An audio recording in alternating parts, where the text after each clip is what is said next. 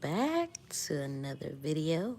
So, this is the dating conversation part one. So, now that we already did the intro on what we're going to be discussing, some things that we're going to be discussing, so this is the part one. So part one, when you're trying to meet someone that is, you're looking for a serious relationship, right? A lot of the times when they are asking you questions like, what's your name? And, what do you do for a living? Where do you live? What are your goals? What do you like? What do you not like? Those are some common questions that are asked when it comes to getting to know a person before, like in the beginning stages, okay? So for your name, you tell them your name, you want to stay away from all the nicknames and stuff like that. Let them know your name. Let them know right off the bat what you're looking for. Okay, I'm looking for a serious relationship. I'm not looking for anyone that is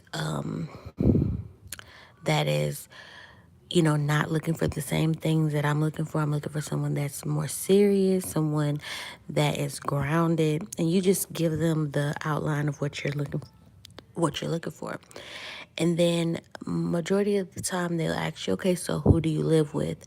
My advice, I always say, always tell the person that you live with either a roommate or you live with family.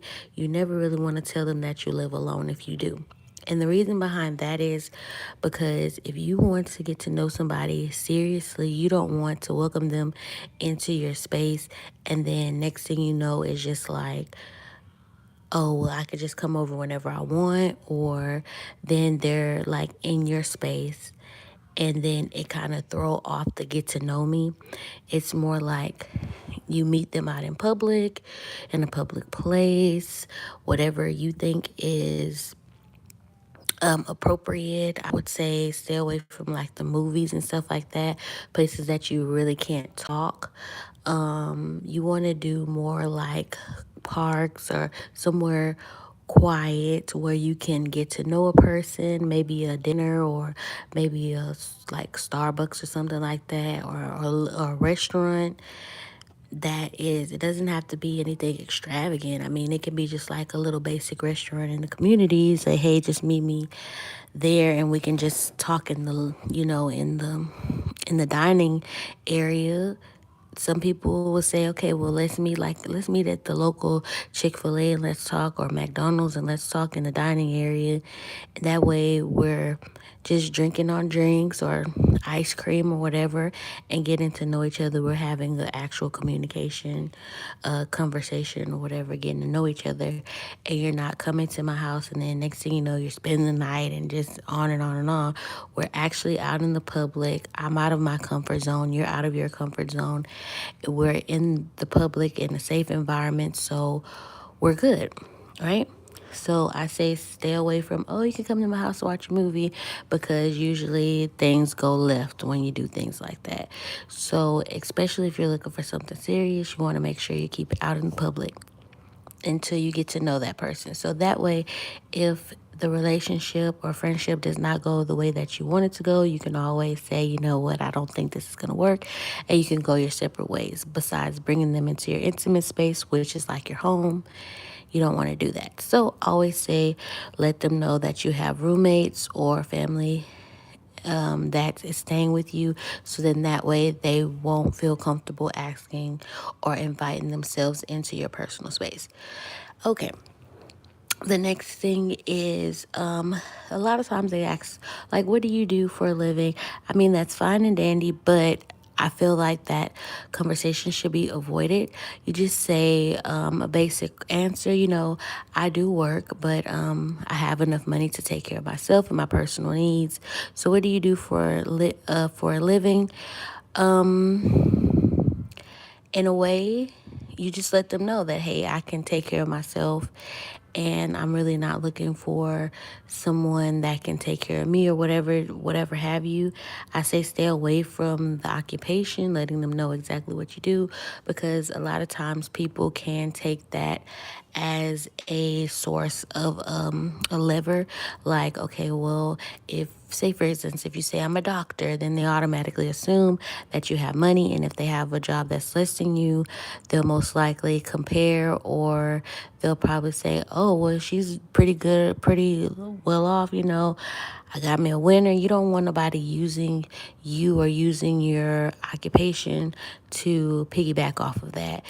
It's good to kind of like keep that private. Just say, well, I'd rather not discuss anything like that. And if that offends you, I apologize, but just know that I have enough that I can take care of myself.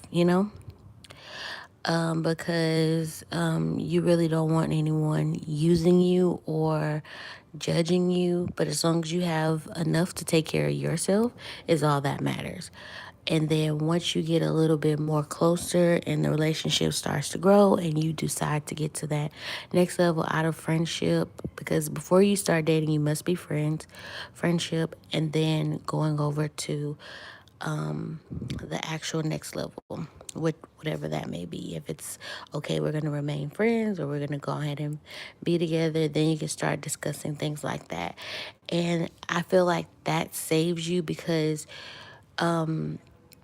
a lot of the times, even if you don't make the same salary as the person that you're talking to, they can really miss out, because they may feel like, oh, well, you're less than me or something like that, besides getting to know you as you, because sometimes that's how you find your soulmate, because you're opposite, or you may not make the same tax bracket, but you are definitely compatible, right?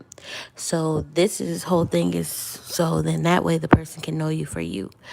And as far as if you're a single mom or single dad and you have children, of course they're gonna say, okay, well, do you have any kids? How many? Sometimes that can be a good thing, but I say keep that to yourself. The reason being, you never know what the person's intentions are.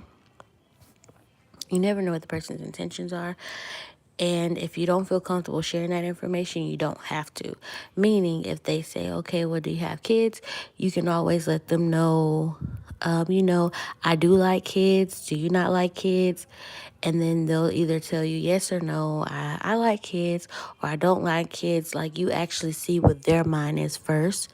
Because if you say, yeah, I do, then you might have a person that just probably put on the front just to just to impress you. Oh, well, I'll be a great stepdad, or I'll be a great stepmom. Oh, well, let me see their pictures. Oh, they look just like you. And then they're just pumping your head up. And then later on, you found out the relationship didn't go nowhere. So why are you even bringing that up to them?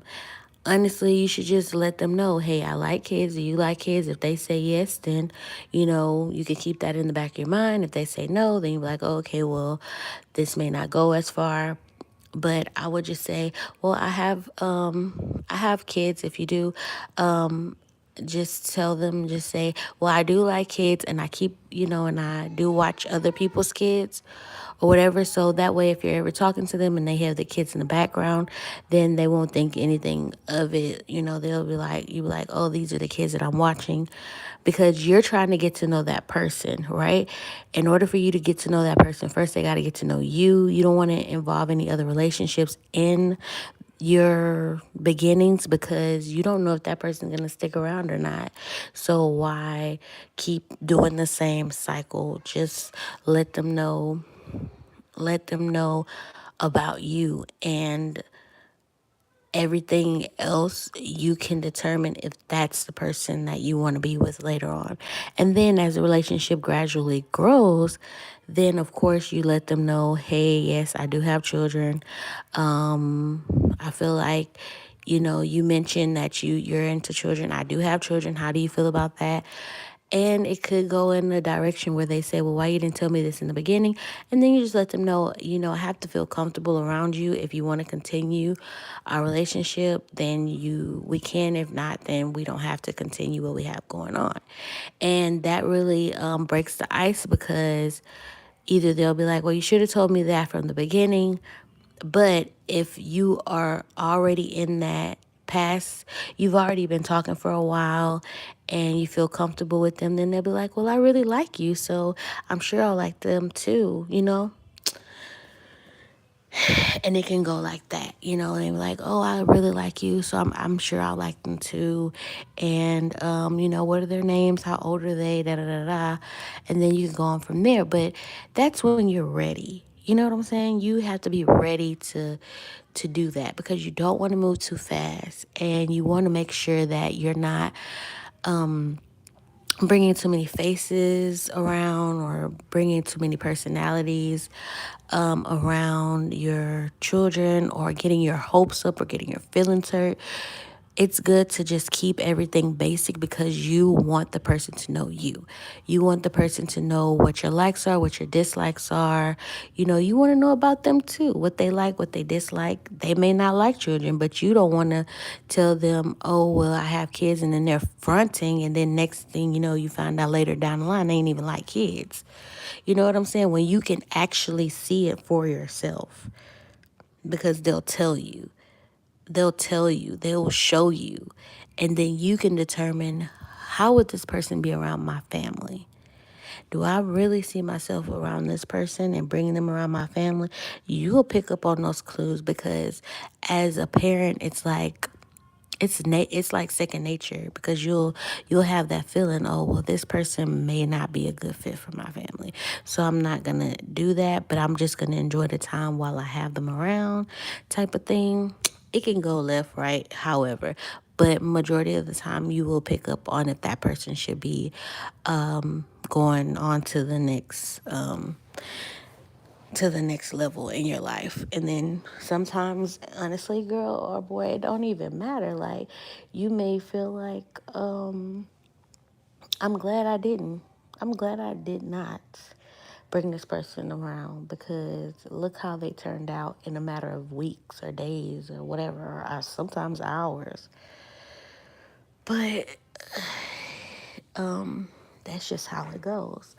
And then the next thing, you want to know what type of hobbies they like, because if it's something that you don't even see yourself doing, don't even pretend to accept something like that. Don't even pretend to say, oh, well, I like skating, knowing you don't know how to skate, knowing you never tried it and you don't plan on it. Be yourself. Be yourself. In order to find love, you have to open up and be honest with them and let them know, hey, I like reading books, I'm a hiker, whatever you like to do, you tell them. And please don't let it be a hobby that you had 15 years ago and you still pretending like you like to do that today. Don't do that. Let it be something that is current, something you've done within the last month or the last few weeks or days. Don't let it be something from years ago. Oh, I like to sing, and you haven't sung a song in a year. You know what I'm saying?